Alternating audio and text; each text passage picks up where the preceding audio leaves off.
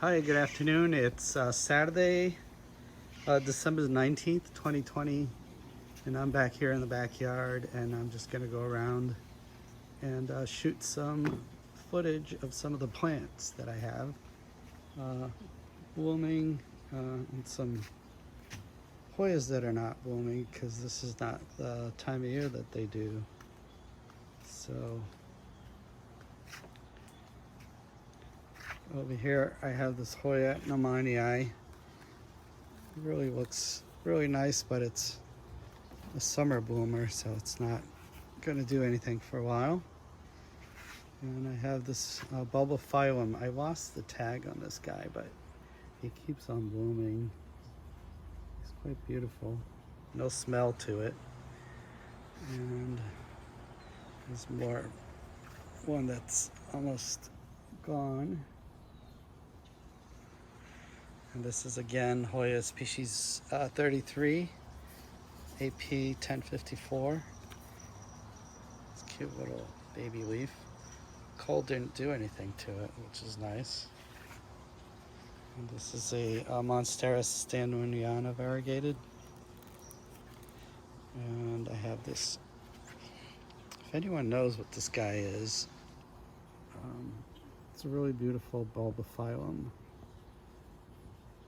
I do not know, I lost the tag on it, but it seems to be doing well and blooming. And this is a Cattleya hybrid Mary Alice Underwood. It's a Carl Smith orchid, and the flower broke because we had some winds here last week, and I have it in the house in a little vase. It's doing really well. So yeah, apparently none of the plants suffered from the cold night. They seem, even the begonias are doing great. And this orchid has been blooming for at least 2-3 weeks. So we got this little arrangement I did with live plants today. It has a few begonias, and this oxinium cherry baby, and a couple of Hoyas, Hoya Fraser Hills and Hoya Croniana. And over here I have a beautiful red Cattleya hybrid. It's called, let's see, Heaven's Gate Crystal. It's one of the Carl Smith crosses. And I really love this one because it's really velvety looking. Nice, unusual red, so quite a beautiful Cattleya. So let's go over and look at some Hoyas. And Swiffer grooming. Hey Swiffer, coming? What's going on? Huh? So yeah, let's go look at Hoyas.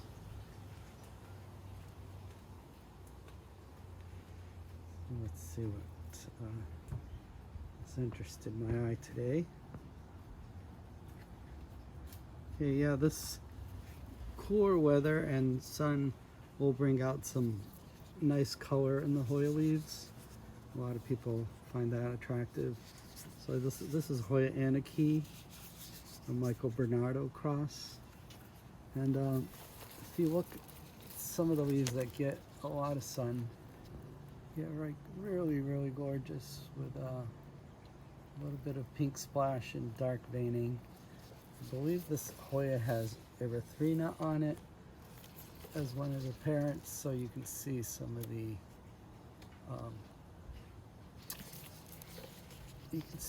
the characteristics of that Hoya species on there. All right. And over here I have a variegated vanilla orchid that seems to be doing really well. And with the prices of vanilla beans, maybe I should let it grow and sell it. But really like that. And this Hoya rotundiflora is really happy here. And it's traveled quite a bit, like at least a yard. I don't even know where it's going. But a lot of these Hoyas I have out here, I just let them do whatever they want, because when they travel and attach themselves to different things, that's when they bloom fastest for me. So I let them do that.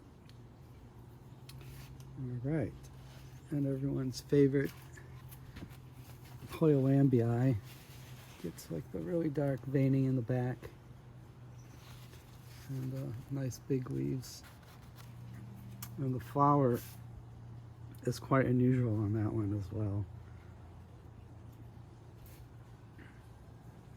Okay, sorry for the filming. I'm not the best at doing these videos with my not very stable hands. I feel like I'm doing like a Blair Witch Project kind of movie, so bear with me. So I really really love this Bulbergia. It has that red is beautiful, and that green and blue combination, and then the little yellow pollen on the flowers. Quite a stunning plant. The foliage is actually pretty attractive. It gets dark, saw-like edges, so you don't want to get too close to it. So when bromeliad has saw-like edges, that means it can usually take a little more sun than the ones that don't have the saw-like edges. So another Hoya that's getting some blush is my favorite Potsii. It's IML 616, IML 616. And this is just the beginning of the cold season, so by January these leaves are going to be this color, which will be beautiful. And I have a Hoya Audrey back there. Then I have another Hoya hybrid from EPC or Epiphytica in Thailand. It's a beautiful one. And this is a recent purchase. I bought this Phalaenopsis recently because it's really unusual spotting, and I was attracted to the way, just the whole appearance of the flower.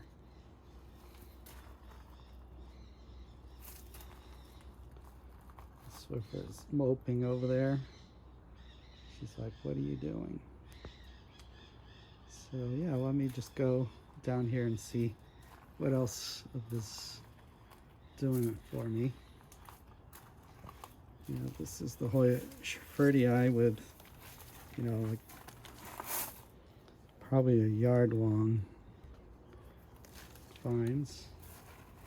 There's the Hoya Audrey popping out from the side. It's one of my Hoya hybrids. Gets a little bit of blush and nice veining, but it hasn't bloomed yet, so I don't know if that's the one that's going to be the keeper of that seed pod. What else we got here? Oh, this Hoya is quite interesting. It's IML 1398. And this is like an older leaf, so like it's probably like 5-6 years old, this leaf. But the new leaves are quite striking as well. Yeah, all the splashing and the deep veining. The backside is a little different too. It's a Finwasonii type Hoya, but it's very looking, very prehistoric looking leaf on that one. Let's see, another blusher. It's Hoya Sunrise. It's actually picking up quite a bit of color. The sun changes direction in the winter, so during the summer it's all very shady back here, but in the winter it picks up some more. Sun and the cool weather will change this Hoya into almost all completely red. And I'll update another video in January, February. And down here I want to show you It's a Hoya meliflua crossed with carrii. The leaves are like nice sized paddles, almost like Hoya excavata, but thicker. And it's a very vigorous grower. And if you can follow it, it's growing out of my backyard into the neighbor's backyard, up their palm tree, and I think it's reached the top of the palm tree. So hopefully it'll branch out and cover that whole palm tree, which will be nice. It's a nice white dendrobium. Some begonias.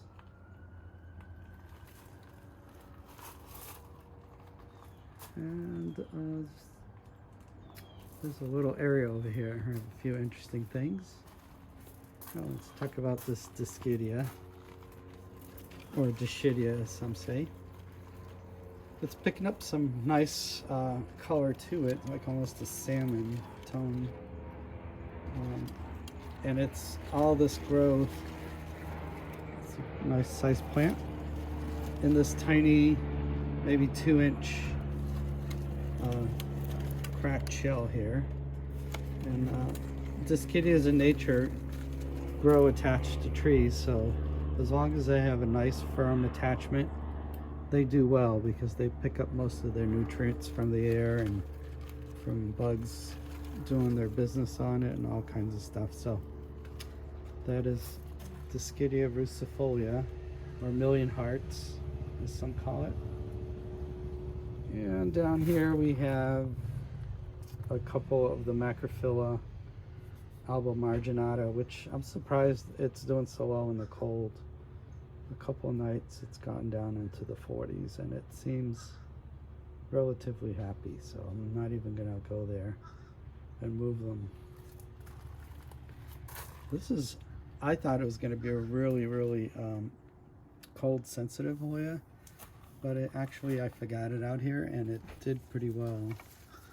It actually got some nice coloring to it. Hoya fergari. I got it from Thailand about 2 years ago, and it seems to be going into the neighbor's backyard. So sometimes I want to take cuttings and I'll just go look on the other side of the fence in the neighbor's yard, and there'll be a whole new plant back there. So that works out. And all right, so over here I have, this used to be a Hoya gray ghost, as you can see. There's a gray ghost leaf down there, but it reverted to all green, so I guess we'd call it a green ghost. Maybe someday it'll revert back, but chances are it will not. So, and here's a Deschetia, I don't remember the name. I'll put it down in comments. It has adopted these leaves that form little crevices, and like in nature, like ants will live there and they'll poop there, and that provides nutrients.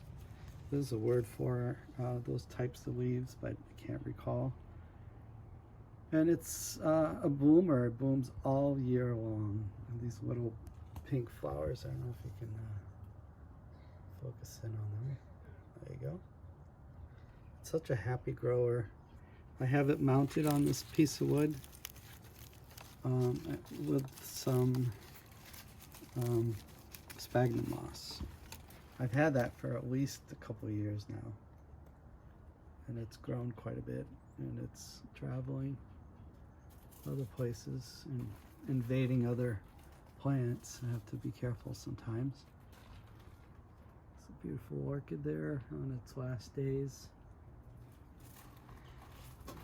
Okay, let's see. And Swiffer's, see, she likes to be on top of the fence. Hey Swiffer, what are you doing up there, huh?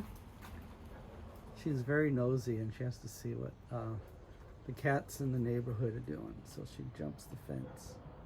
But she never really goes far away. She always comes back. I think she just goes up to the front yard and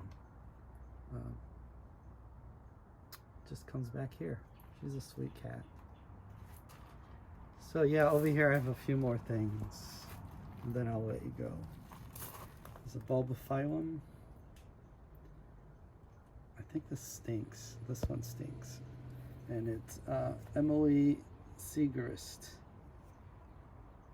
And there's another bulbophyllum. I lost the tag. I really like that color, the two-tone purples. It's quite cute. Yeah? Swiffer, what are you looking at? Huh? What are you looking at? Anyway. There's the Christmas cactus. It looks like it'll be a little late this year. And down here I have Hoya Arby Dick, one of the 3 plants that I have. Did pretty well outside in the winter. And Hoya APC 1015. That's doing really well here. And it's actually growing in this, you know, cooler days. But the leaves are really stunners with a lot of veins.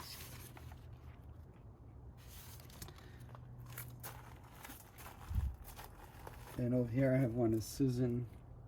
It's cross. It's a Carnosa type cross with I think it's called Sprinkles. And that is I'll end today with my Hoya Matilde, which is a cross of Hoya Carnosa and Hoya Serpens. And it's a cooler growing Hoya because Serpens is definitely a cooler, humid growing Hoya. And in the winter, it does better for me, and it puts out peduncles, and it looks like it's going to bloom soon. So pretty cute little plant. So that's about it. And I think Swiffer is still, maybe she's bird watching, I don't know.